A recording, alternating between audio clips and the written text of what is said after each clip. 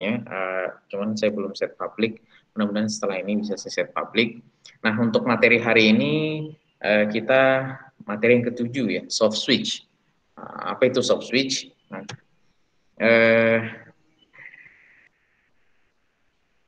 jadi kalau misalkan ya kalian ingat di materi awal-awal jaringan telekomunikasi, ketika ada sentral, sentralnya itu kan awalnya manual ya. Jadi setiap orang itu harus apa namanya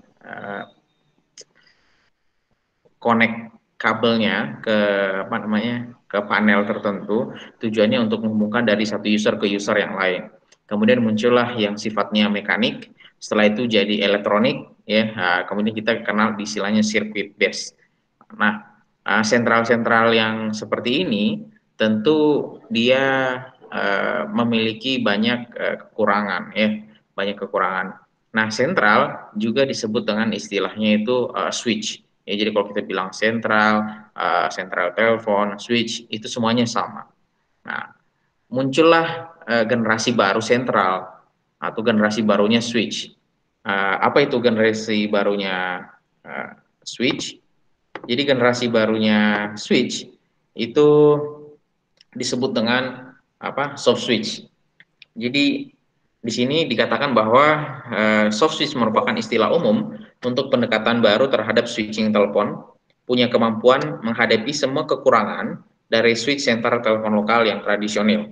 Nah, jadi memang dia diciptakan untuk improvement lah, ya improvement dari model sentral yang sifatnya tradisional. Nah, apa yang membedakan ya antara sentral yang tradisional dengan yang soft switch? Soft switch itu berupa software. Ya, jadi dia fungsi sentralnya itu tidak dilakukan oleh perangkat yang mekanis ya seperti itu, tapi penghubungnya itu berupa software. Nah, ini sebenarnya kalau kita bicara soft switch, ini kita bisa merefer kembali ke kuliah kita yang terkait dengan voice over IP atau VoIP ya. Nah, di voice over IP satu user bisa terhubung dengan user yang lain itu kan karena ada sentralnya. Nah, cuman sentralnya VoIP itu berupa soft switch. Soft switch-nya di mana? Diinstalnya di dalam komputer atau laptop atau server. Nah, hal yang sama itu diadopsi juga oleh telekomunikasi. Ya, itu apa diadopsi juga oleh telekomunikasi. Bisa tidak ya sentral atau switch yang tadinya tradisional ini itu kita gantikan dengan software. Nah, maka muncullah istilah soft switch juga, itu juga diadopsi di telekomunikasi yang sifatnya konvensional. Nah, di sini ya bagian yang paling kompleks dalam suatu sentral adalah softwarenya, karena si softwarenya itu dia fungsinya untuk mengatur call processing. Kalau bicara call processing, berarti kita bicara kapan panggilan itu dimulai, kapan panggilan itu berjalan, kapan panggilan itu diakhirkan. Itu kita bicaranya call processing atau call setup. Kemudian ya di softwarenya sendiri dia menentukan juga ya selain mengatur panggilan atau call processing, dia juga menentukan call routing dan implementasi call processing logic atau pensinyalan untuk berbagai macam fitur. Apa saja itu? Contohnya, ketika kita menelpon, memasukkan nomor telepon. Nah, setelah kita masukkan nomor telepon, si switch ini atau soft switch ini, dia kan harus membaca nomor telepon itu dan menentukan kemana arah yang dipanggil itu berdasarkan nomor telepon yang masuk ke dia. Nah, ini kan fungsi routing sebenarnya. Nah, fungsi routing itu tidak lain juga adalah fungsi signaling. Ya, fungsi signaling. Saya pernah menunjukkan ya bagaimana signaling itu berfungsi. Misalkan ketika SS7 di SS7 apa namanya di SS7 ketika ada yang menelpon kemudian ada yang melakukan manipulasi pada sisi routingnya, maka yang tadinya harus terhubung ke A malah terhubung ke B. Nah, itu juga diatur ya oleh software. Nah, soft switch itu punya fungsi selain untuk call processing, dia juga menentukan routing ya, perutan pada apa namanya? Perutan pada jaringan. Kemudian fungsi yang ketiga ya switch itu sendiri. Software ini dilaksanakan berdasarkan proprietary prosesor yang terintegrasi dengan hardware circuit switch. Jadi dia software tapi dia punya hardware yang tersendiri juga. Ya, seperti itu. Nah, kenapa? Karena ya. Kalau sentral lokal, ya, dia tidak mampu menangani paket voice traffic, ya.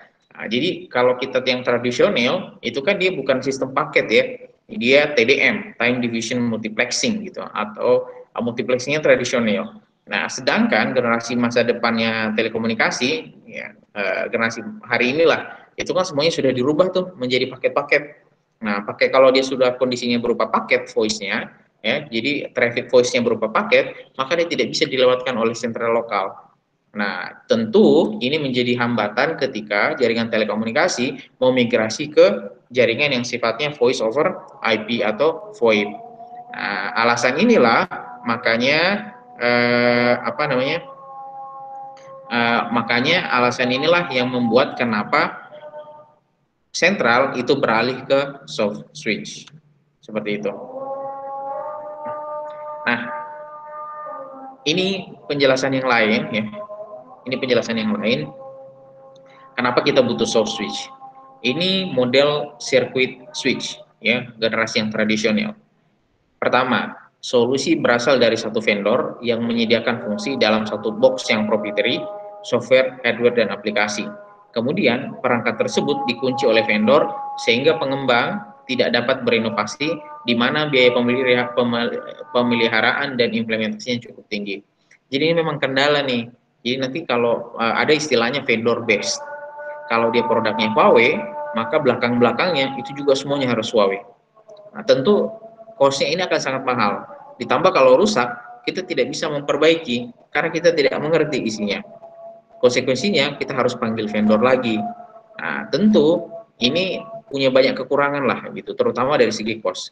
Sebagai seorang engineer ya, sebagai seorang engineer apabila nanti bekerja, masalah UUD ini ujung-ujungnya duit ini perlu dipertimbangkan karena kita punya biaya ya untuk operasional begitu. Nah, makanya kelemahan yang ada di sirkuit switch inilah membuat orang sudahlah kita beralih saja ke soft switch. Kalau di soft switch lintas operator bisa, lintas vendor bisa, merek barangnya beda-beda bisa begitu. Karena open begitu, hardware-nya open ya, soft switch call control-nya juga open, semuanya open. Jadi berupa API. Ya, di sini dikatakan solusi dapat berasal dari beberapa vendor. Pada semua level disediakan standar yang terbuka. Jadi istilahnya itu open standard ya. Sama di GSM ya. Di GSM itu dulu harganya sangat mahal. Karena yang punya barangnya cuma vendor-vendor itu saja. Dan standarnya itu tidak dibuka. Jadi kalau ada yang mau mengembangkan atau ada yang rusak itu tidak bisa dilakukan.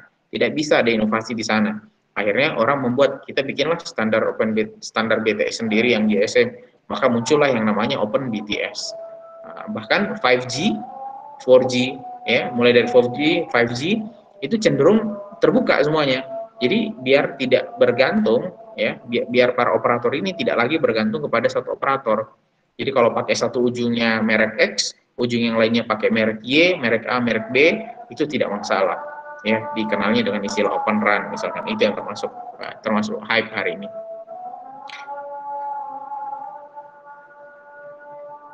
Kelebihannya adalah pelanggan bebas menentukan produk yang terbaik di kelasnya untuk membangun jaringan, dan yang paling penting adalah open standar memungkinkan untuk dikembangkan dan dapat menurunkan biaya. Jadi ujung-ujungnya masalah duit ya, nah itu penting. Nah, kira-kira apa yang membedakan secara spesifik antara soft switch dengan circuit switch? Kalau berdasarkan metodenya soft switch ya, sesuai dengan namanya dia berbasis software. Kalau circuit switch ya dia berbasisnya circuit electrical. Nah, arsitekturnya bagaimana? Modular ya. Nah, jadi modular itu mungkin kayak USB ya, USB kita colok di laptop A, nanti kita bisa pakai di laptop B. Yang penting standarnya sama. Nah, ini disebut dengan standar terbuka. Nah, sedangkan kalau circuit switch dia proprietary, hanya yang punya yang berhak gitu. Hanya yang bikin yang berhak gitu. Jadi makanya sifatnya kepemilikan. Itu yang merepotkan. Nah, kalau misalkan mau diintegrasikan dengan pihak ketiga, misal dia beda merek, beda vendor, soft switch itu mudah, tinggal standarnya saja yang disamakan. Nah, kalau standarnya sudah disamakan, dia tidak peduli lagi mereknya apa. Circuit switch itu susah. Dia maunya kalau misalkan ujung yang satunya pakai Huawei, ujung yang lainnya juga pakai Huawei. Nah, ini yang membuat kesulitan para operator gitu. Jadi dia sangat bergantung, ya, dia sangat bergantung. Nah, memungkinkan tidak untuk dilakukan customize. Kalau soft switch sangat besar, kita bisa banyak inovasi di soft switch. Kalau sirkuit tidak bisa kita melakukan inovasi. Karena apa? Lagi-lagi ini kembali ke sini. Dia proprietary, ya, yang punya, yang mengerti, ya, yang mengerti dalamnya, isinya, desainnya itu hanya ya, si vendor tersebut. Tentu biayanya, ya, cost-nya lebih murah ya. Bahkan di sini dikatakan 40% lebih murah dibandingkan dengan circuit switch. Skalabilitasnya bisa hingga ratusan hingga jutaan koneksi, ratusan ribu hingga jutaan koneksi. Kalau kompatibel level awal, ya dapat dibangun switch kecil untuk beberapa ratus user. Contohnya apa? VoIP, ya VoIP kita bisa bikin itu seratusan user, kita bikin sendiri servernya, kita bikin sendiri switchnya pakai soft switch, kita bisa komunikasi kok pakai VoIP ya. Nah seperti itu. Nah, kalau circuit switch tentu kalau kita mau bangun di awal, kita harus punya kapasitas yang lebih besar dulu, ya. Karena kalau tidak, cost-nya tidak cukup, gitu, atau tidak efisien. Nah, kapasitas multimedianya. Nah, kalau soft switch, karena dia sudah based on software, makanya dia bisa dikembangkan untuk banyak hal, termasuk dengan konten medianya. Tidak hanya berupa suara, multimedia dia support. Kalau circuit switch terbatas. Bahkan untuk suara yang jenisnya paket, circuit switch itu sudah tidak mendukung. Video conference, ya, kualitas lebih baik, circuit switch ya. Traffic yang dapat dilayani, voice, data, video, fax. Kalau circuit switch umumnya suara dan kapasitasnya terbatas. Oke. Kemudian ini perbedaannya ya, circuit switch itu service apa namanya, dia hanya dari satu vendor. Kalau misalkan soft switch itu dia berbagai macam vendor dia bisa support ya. Nah, kemudian ini perbedaan-perbedaannya ya antara soft switch dengan circuit switch, lebih detailnya berdasarkan atribut yang di sini ya. Terus tadi saya terakhir di sini, jadi soft switch itu kan sentral, tapi dia sentral berupa software. Kalau kita bicaranya soft switch sebagai sentral dan dia berbasis paket, mau tidak mau kita akan berbicara soal IP, network, jaringan IP. Nah, misalkan ini adalah jaringan arsitektur telekomunikasi yang konvensional, di mana dia punya perangkat, dia punya signaling SS7. Signaling SS7-nya ini di jaringan tradisional, ketika dia masuk ke soft switch, signalingnya berubah. Soft switch juga punya signaling sendiri, tapi nanti tetap bisa berkomunikasi. Nah, ini contoh perangkatnya ya. Nanti kalau misalkan jalan-jalan kafe atau bahkan kerja di Telkom, biasanya mungkin akan ketemu dengan perangkat-perangkat soft switch seperti ini. Nah, ada banyak implementasi manfaat dari implementasi soft switch. Misalkan mengurangi biaya. Kenapa manajemen jaringannya lebih efisien, pengembangan layanannya itu lebih rendah, dan bisa meningkatkan kapasitas existing dengan offloading data ke jaringan IP. Jadi kuncinya itu IP. Nah, makanya ya, jadi waktu awal-awal si kuliah juga, itu tahun 2009-2010 lah, itu lagi hype-hype-nya soal GSM seluler. Terus orang bicara nanti itu jaringan masa depan itu adalah jaringan yang berbasis IP. Makanya orang waktu itu rame-rame belajar tentang jaringan komputer waktu itu. Nah, karena memang pada akhirnya semuanya memang berbasis IP. Apa yang kita standar yang kita apa yang kita pakai misalkan hari ini 4G dan sebentar lagi mungkin 5G, itu semuanya sudah berbasis paket, berbasis IP address semuanya gitu. Jadi berbasis jaringan semua gitu. Memang ada pengembangan improvisasi di sisi radio ya, tapi mekanisme komunikasi yang kita gunakan di tradisional itu benar-benar sudah kita tinggalkan. Di GSM itu ya, paket untuk apa namanya, telepon, itu kan bandwidthnya besar yang digunakan. Di seluler itu di 4G, di 5G itu semuanya sudah dirubah tuh ke pure paket IP address. Kemudian yang kedua, memperbaiki penyediaan layanan. Menyediakan layanan yang konvergen sehingga dapat menawarkan value added. Ya, jadi karena dia support multimedia, jadi value added-nya banyak. Dulu kalau mungkin apa ya, fitur value added, contohnya kita menelpon, kemudian kita dengar ada istilah NSP, nada sambung ya. Kita dengar musik dan lain-lain. Itu bisa kita kembangkan tuh di soft switch. Itu by software, karena itu semuanya by software. Kita kasih menu, kita telepon nomor tertentu, kita nelpon nomor tertentu, dia bilang tekan 1 bahasa Indonesia, tekan 2 bahasa Inggris. Itu semuanya by software, itu by software. Nah, layanan-layanan itu atau value added tersebut itu ada karena adanya soft switch. menggelar layanan yang lebih cepat, end user dapat memelihara layanan yang diperlukan. Ketiga, ya, apa manfaat dari implementasi soft switch? Ya, memfasilitasi migrasi ke jaringan IP, mendukung proses migrasi dari PSTN. PSTN ini jaringan telepon tradisional ya, public switch telephone network, ke jaringan IP secara mulus, sehingga mengurangi rugi-rugi yang dapat ditimbulkan dari proses migrasi tersebut. Jadi memang rame-rame. Sekarang saja ini misalkan ya, PSTN. Kalau dulu kan PSTN kita tidak boleh, bukan tidak boleh, kita tidak ada jaringan data, tidak ada jaringan data. Baru muncul generasi setelahnya, ya, kita bisa lewat jaringan telepon, kita bisa pakai data, tapi datanya terbatas. Nah, sekarang kan kayak model IndiHome itu sudah triple play, ya, sudah triple play itu. Apa namanya? Bisa video, bisa data, ya, bisa telepon juga, bisa nonton TV juga di sana, begitu. Nah, karena apa? Itu sudah berbasis IP. Nah, soft switch itu membantu migrasi itu dari yang tradisional ke jaringan IP.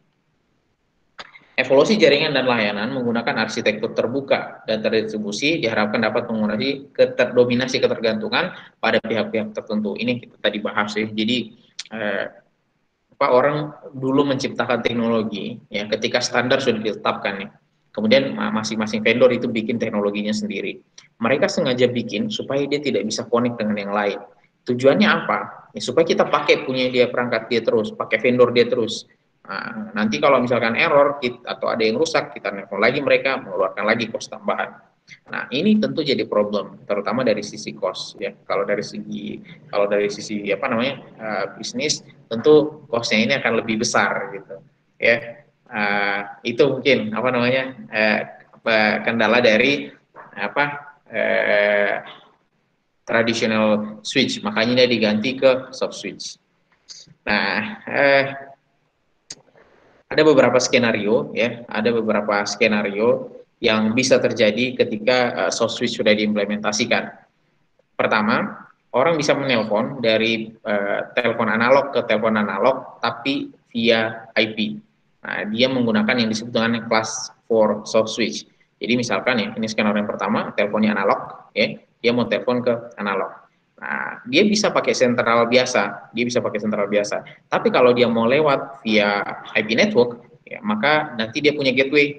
Nah, gateway-nya dia ini yang mengconvert yang tadinya tradisional PSTN berubah menjadi berbasis paket ya, atau memiliki IP address. Nah, kalau dia sudah memiliki IP address, berarti dia bisa terhubung via jaringan IP. Kemudian skenario yang kedua itu adalah analog telepon ke analog telepon atau PSTN ke PSTN over IP using class 5 soft switch. Ya, jadi mirip-mirip. Misalkan di sini ya, ada yang pakai Megaco, ada yang pakai Sictra. Ya, ada juga yang pure IP dari awal, ya, misalkan IP phone ke IP phone. Nah, jadi dari awal dia tidak terhubung ke jaringan PSTN. Nah, ketika dia dipasang pertama kali, dia sudah memiliki IP sendiri. Ya, jadi dia tidak perlu konversi, tidak perlu konversi, tidak perlu gateway yang dari tradisional ke IP, karena dari awal dia sudah IP address. Ya, ini tadi yang skenario 2, Megaco, dia punya akses gateway-nya di sini. Nah, ini skenario yang kedua. Ya. Nah, kemudian kalau skenario yang ketiga, nah ini sudah gabungan ya.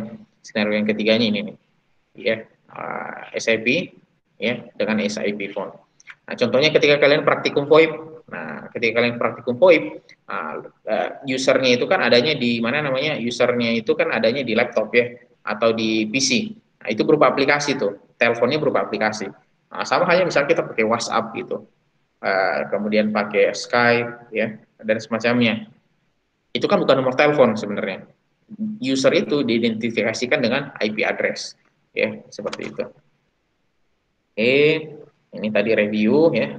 Kalau skenario yang pertama PSTN, dia jalur komunikasinya via jaringan IP terlebih dahulu via router, kemudian ke soft switch, setelah itu ke analog telepon di ujungnya. Kalau skenario yang kedua ya, dari awal dia akan menggunakan akses gateway. Akses gateway-nya ini yang mengkonversi dari analog ke mana namanya, ke digital atau berupa paket-paket.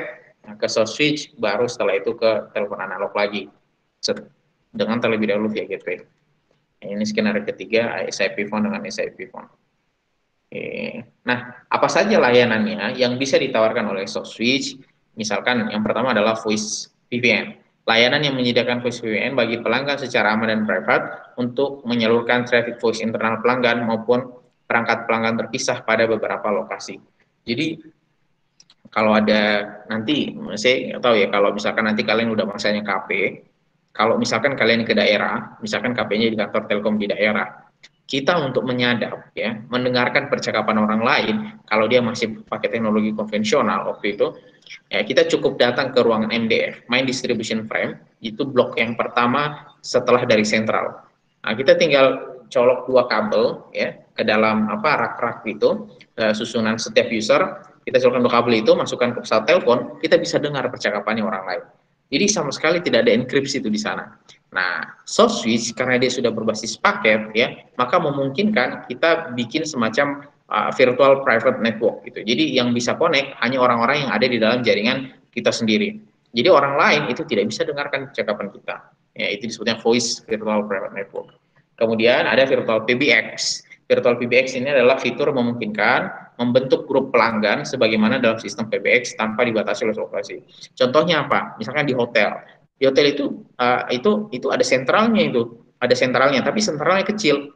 PBX namanya, mungkin di bawah ya, di ruang server. Jadi kalau orang mau nelpon dari satu kamar ke kamar yang lain itu tidak perlu bayar. Ketika misalkan nelpon ke mana namanya ke CS-nya lagi sibuk, kemudian ada suara-suara apa namanya, suara-suara informasi misalkan, ya. Nah itu semuanya PBX, ya itu semua PBX.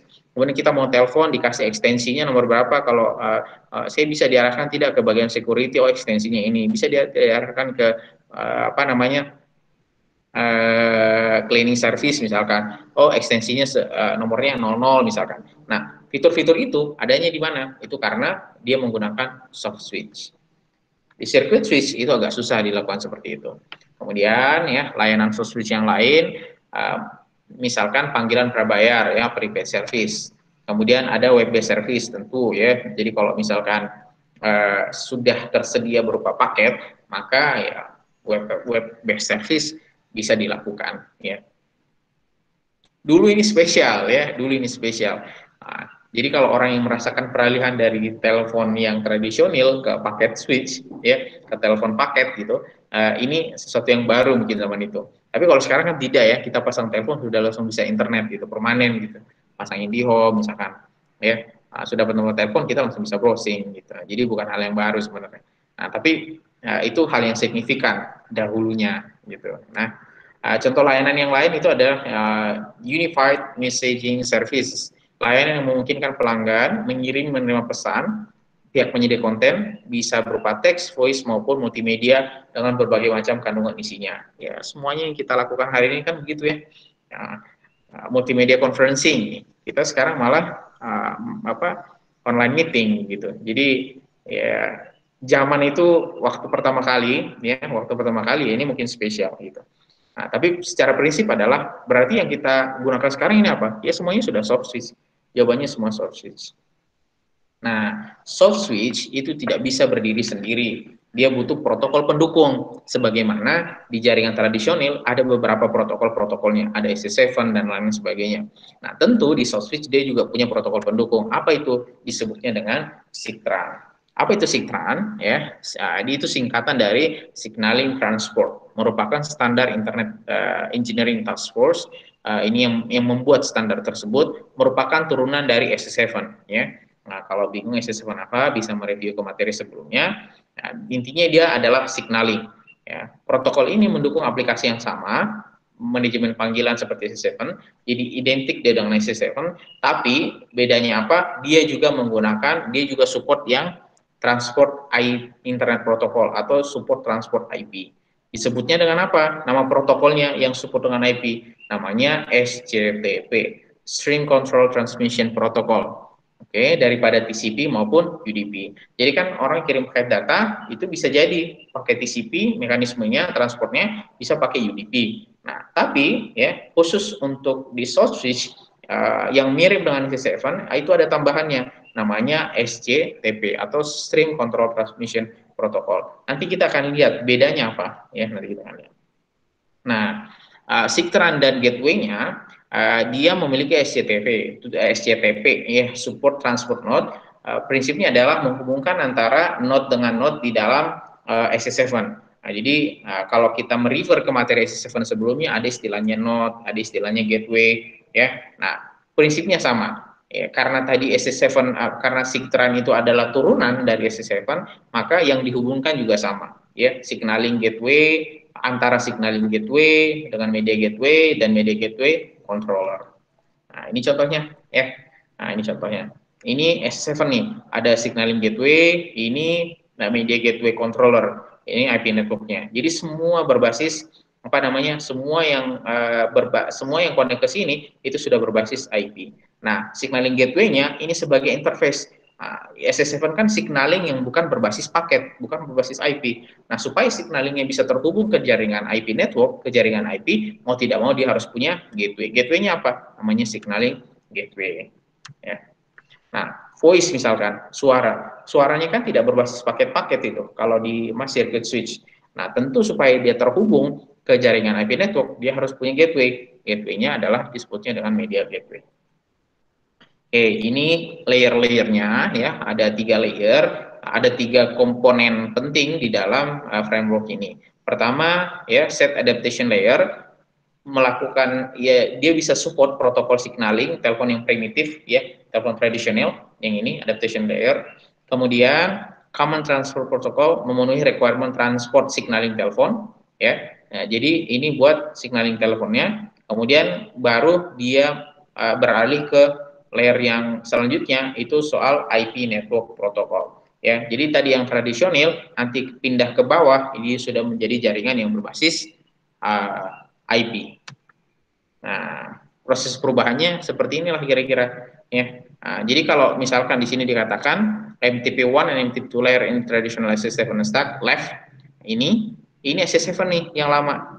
SS7 yang lama ya, signaling nama protokolnya SS7, adanya di tradisional, jaringan telepon tradisional. Nah, jaringan telepon tradisional mereka tidak mengenal IP, ya kan?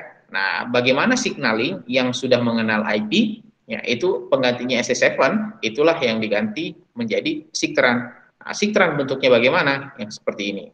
Nah, di sini kalau kalian perhatikan sama protokolnya, ISUP, TCAP, ISUP, TCAP, SCCP, SCCP, MTP3, MTP3, ada MTP2. Tapi apa yang membedakan? Ada protokol tambahan di sini, layer baru, SCTP sama IP. Makanya inilah yang memungkinkan signaling yang tadinya berbasis tradisional, telepon yang berbasis analog tradisional bisa terhubung dengan jaringan IP. Itu karena ada signaling yang disebut dengan SIGTRAN. Ya, SIGTRAN inilah yang mengkonversi protokol signaling versi tradisional supaya bisa support di jaringan yang berbasis IP. Soft switch kan paketnya dia komunikasinya sudah berbasis IP. Nah, tentu semuanya harus support dengan IP address. Oke. Nah, kita bahas fungsi masing-masing layernya. Layer yang pertama namanya user adaption UA layer. Dia tugasnya mengenkapsulasi signal protokol yang berbeda untuk jaringan sirkuit ditransmisikan melalui jaringan IP menggunakan SCTP. Ya, di sini nanti menggunakan SCTP. Kemudian user adaptation layers-nya itu ada beberapa komponen. Nah, misalkan MTP2 user peer-to-peer adaptation layer, protokol SIGTRAN yang mentransportasikan SS7 MTP signaling messages over IP dengan SCTP. Ya, jadi MTP ini, MTP ini kan sama nih sebenarnya gitu. Nah, supaya dia bisa supaya dia bisa masuk ke IP, maka MTP2-nya dibuat di sini lewat SCTP nanti berubah menjadi IP address. Seperti itu. Ya. Penggunaan M2P memungkinkan untuk extended topologi original dari jaringan SS7 melalui jaringan IP. Ya, dari yang tradisionalnya SS7 di sini sekarang menjadi berbasis IP address. Ya. Nah, kemudian network element, contohnya STP, point codes. Perubahan yang terjadi apa? Transformasi signaling terjadi over IP, tidak lagi melalui tradisional link 64 kbps. Jadi kalau di jaringan telepon itu biasanya disebutnya jaringan 64 kbps per satu user. Ya, saya gitu ya. Jadi per satu user. Nah, itu udah tidak lagi karena apa? Dia sudah berbasis IP. Menghubungkan antara signaling gateway ke signaling gateway yang lain. Nah, ini contohnya nih, bagaimana jaringan tradisional telepon itu bisa terhubung dengan jaringan yang sifatnya sifatnya berupa paket atau terhubung dengan internet. Setelah itu bisa terhubung lagi ke jaringan tradisional. Dalam konteks ini kita bicara signaling. Nah, ini misalkan signalingnya kan ini SS7. Kemudian ya dari SS7 dia connect ke signaling gateway. Signaling gateway itulah yang mengkonversi signaling yang sifatnya tradisional di sini itu menjadi signaling yang berbasis IP. Oke, via apa? Signaling gateway. Nah, ketika dia sudah protokolnya sudah support IP, mau tidak mau dia sudah bisa terhubung dengan jaringan internet. Nah, dari jaringan internet ini dia kan masih berbasis paket ini. Nah, supaya dia bisa terhubung lagi atau bisa dikonversi lagi menjadi sinyal yang support di jaringan tradisional. Nah, mau tidak mau, dia harus dirubah lagi. Nah, proses merubahnya itu juga melalui gateway disebut dengan signaling gateway. Nah, dari sini berubahlah dia menjadi jaringan tradisional biasa atau PSTN. Ya. Nah, jadi ini semacam konversi gambar lah. Nah, satu format gambarnya mungkin JPEG, nah, dia harus dirubah menjadi PNG. Nah, prosesnya seperti apa? Nah, setelah itu dirubah lagi menjadi JPEG lagi misalkan. Nah, proses-proses yang demikian itu juga terjadi sebenarnya dalam telekomunikasi. Yang kita mau kan yang penting kontennya jangan berubah. Ya kan? Yang penting kontennya jangan berubah. Oke. Nah, terus MTP2 User Adaptation Layer mengirimkan signaling message antara MTP3 pada Media Gateway Controller dan layer MTP pada signaling gateway.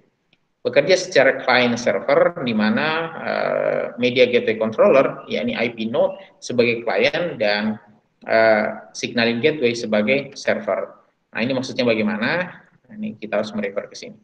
Ini main gateway controller, kemudian ini signaling gateway-nya. Ya, mereka berkomunikasi seperti seolah-olah klien dengan server. Terus, oke. Nah, kalau MTP3 User Adaptation beroperasi dengan basis client server juga menyediakan koneksi remote antara dua layer SS7 pada signaling gateway dan MGC, ya, Media Gateway Controller atau disebutnya backhauling. Nah, yang mana itu ini? Ini signaling gateway, ya. Ini signaling gateway, ini adalah MTP3-nya. Nah, disebutnya dengan backhauling, ya, seperti itu. Kemudian SCCP, saat migrasi dari jaringan SS7, jaringan IP akan memaintain banyak aplikasi dari jaringan telepon tradisional. Nah, jadi kan di jaringan telepon tradisional, ketika diinstalasi, tentu dia sudah punya fitur-fitur, dia punya servisnya sendiri. Contohnya apa? Toll free, prepaid, dan lain sebagainya. Tentu semua aplikasi-aplikasi tersebut, meskipun kita pindahnya ke jaringan IP, dia tidak boleh dong hilang, ya. Nah, mau tidak mau ya supaya dia tidak hilang berarti kita harus maintain. Nah, siapa yang punya tugas itu maintain dalam proses perubahan dari tradisional ke paket itu? Yang punya tugas yang ini SUA ya, SCCP User Adaptation. Oke ya, kemudian ini ya SUA-nya ini, SUA-nya yang ini. Oke, kemudian SUA juga di sini. Jadi apapun layanan-layanan yang sudah tersedia di jaringan paket tradisional itu tidak hilang meskipun dia sudah dikonversi ke jaringan IP address. Kemudian ada SCTP, ya, SCTP ini apa? Dia merupakan protokol transport pada SIGTRAN.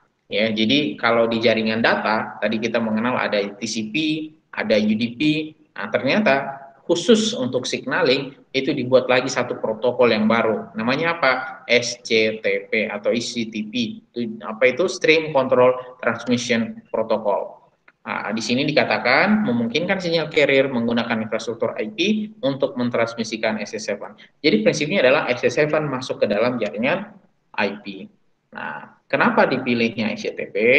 Nah, sebenarnya kan sudah ada dua tuh protokol transport tadi saya sebutkan, ada TCP sama UDP.